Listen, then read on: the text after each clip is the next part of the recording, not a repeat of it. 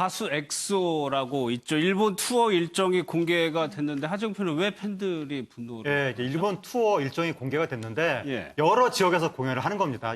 투어니까. 근데 그중에 12월 20일부터 21일 사이에 일본 미야기라는 곳에서 이제 공연이 예정이 돼 있는데 예. 여기가 후쿠시마 원전 사고가 났던 지역에서 멀지 않다. 한 130km 정도 거리가 되는데 승용차로 1시간 40분 정도가 소요가 되니까 바로 방사능 피폭 가능성이 있는 것이 아니냐. 그리고 여기가 그 방사능 오염 문제 때문에 수산물 수입 금지된 지역이라고 하는데 예. 여기에서 이제 엑소 멤버들이 공연을 하면 그 멤버들도 문제지만 예. 그 공연을 보러 갈 팬들도 그 지역에서 혹시 숙박을 하게 되고 이렇게 되면 문제가 될 수 있는 거 아니냐라고 예. 하면서 팬들이 이제 문제 제기에 나선 겁니다. 방사능 피폭 수치가 두 번째로 높은 지역이라고 하는데 또 이현종 네. 이런 주장도 있어요. 관광 사업을 활성화하기 위해서 일부러 이제 이 도시에서 유치한 거 아니냐 이런 의혹도 제기하더라고요. 아무래도 이제 후쿠시마 지역 일부 같은 경우는 이제 지금 상당히 그런 우려 때문에 예. 관광객뿐만 아니라 이제 수산물 같은 경우에 지난번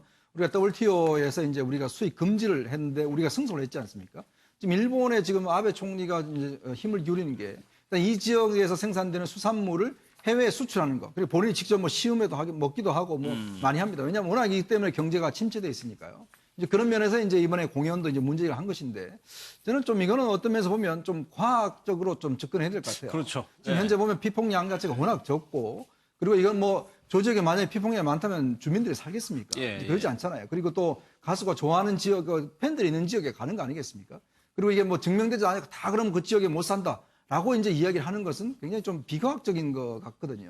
그리고 이 어떤 면에서 보면 사실은 일본 팬들이 좋아서 이제 만약 우리 엑소를 찾는 것이고 지난번 BTS도 가서 20만 명이 거기서 공연을 관람했지 않습니까? 예. 근데 굳이 이런 문제를 너무 또 자극하면 어떤 면에서 보면 또 여러 가지 어떤 감정적인 좀 접근이 될 수가 있기 때문에 예. 감정보다는 좀 과학적인 접근이 필요하지 않을까 그런 생각이 그러니까 과거에도 논란이 있었는데 이때 보니까 이호영 변호사님 한국원자력연구원에 확인을 해가지고 큰 문제는 없다라고 이제 소수 측에서 확인을 했다는 거예요. 그러니까요. 좀 이제 팬들이 문제 제기하는 것은 특히 제일 중요한 거는 우리들의 소중한 이 엑소의 건강이 우려된다. 여기 지금 후쿠시마 미야기현까지 가가지고 예.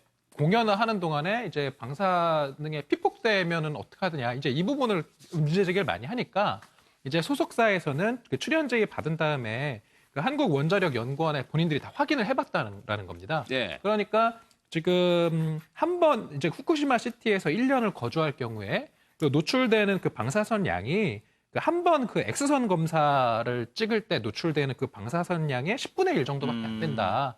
이런 것을 고려를 했을 때 이번에 이제 이 투어에서 후쿠시마를 직접 방문해서 투어를 하는 동안에 예. 이제 노출될 수 있는 방사선 양은 치과에서 X선 촬영할 때 나오는 그 X선 촬영 한 번 찍는 예. 그 방사선 양 정도밖에는 노출이 안 되기 때문에 안전에는 전혀 문제가 없다라는 걸 자기들이 확인을 했다라는 거 지금 이렇게 해명을 하고 있는 것입니다. 예. 속보를 제가 좀 전해드려야 될 것 같습니다. 러시아 선박이요. 표류중에 북에 납포가 됐는데 여기에 한국인 2명이 탑승해 있다고 합니다. 통일부에서는 우리 국민 2명의 신변 안전을 확인을 했다는 내용입니다.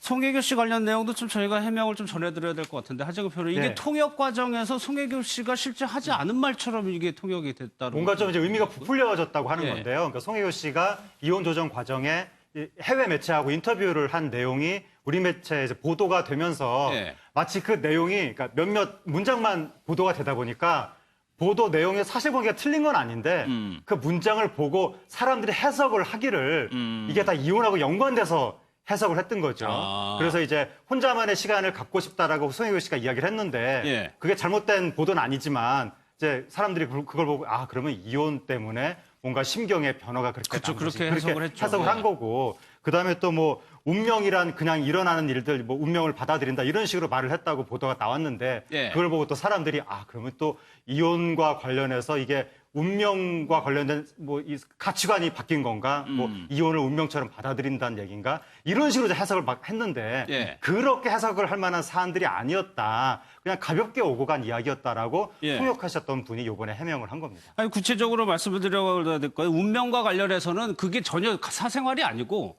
작품과 관련해서 물어봤더니 네. 그렇게 대답을 했다는 거예요. 그러니까 작품은 어떤 식으로 결정하느냐. 네. 그러니까 작품은 내가 꼭 좋은 작품 뭐 결정하고 이렇게 될 수 있는 게 아니라 운명처럼 오는 것 같다. 그런 식으로 이야기했는데 갑자기 이게 이혼과 관련된 가치관인 것처럼 그렇게 잘못 이야기가 됐고 그다음에 혼자 보내고 싶다는 것도 이게 이혼했으니까 마음에 상처가 있고 그런 게 아니라 네, 네, 네. 올 하반기 스케줄 어떠세요? 이러니까 뭐 정해진 작품이 없나 봅니다. 그러니까 아마 뭐 개인적인 시간 보내겠죠. 가볍게 얘기했는데 오실 것 같아요. 뭐 이렇게 얘기한 게. 그런데 이게 엄청난 의미를 담은 것처럼 그리고 또 송혜교 씨가 뭐 왕관을 쓰고 싶다 이런 식으로 얘기했다고 보도가 나왔는데 예. 그것도 그 최근에 행사를 송혜교 씨가 주얼리 행사 관련 그런 걸 소화를 하다 보니까 그 맥락 속에서 그냥 가볍게 왕관 얘기도 한 것인데 이것도 무슨 큰 의미가 있는 것처럼 과도하게 의미 부여가 됐다. 그렇게 해명을 했습니다. 알겠습니다. 오늘 준비한 내용 여기까지입니다. 마무리하겠습니다.